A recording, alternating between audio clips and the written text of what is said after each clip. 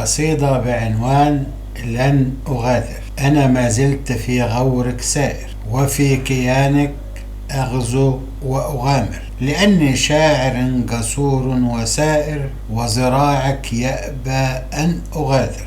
اطمئني، أنا لست جبان قاصر، ألا تري قلمي كالسيف شاهر، ومصمم قتل الحزن في المشاعر. مهما تغير القلب أو تغير ظاهر، لن أتخلى عنك وسط الطريق، فهذا بيني وبينك يا توأمي لا يليق.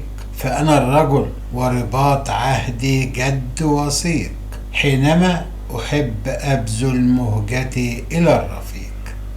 مهما كانت المشاكل حولنا سأتمسك بصحبتك، لعلنا نبني العش الآمن لحبنا، ونختلط فتكوني أنت أنا. في الليل كالثوب عليك ساتر، وفي عشقك أندفع مغامر، وتريني بعمري فداء أكامر، من أجل شعورك أني مناصر. أرى على خدودك بهجة الزهور، وعيناك تمتلئ فرحا وسرور، وحينما تبتسمي يغمرني السرور.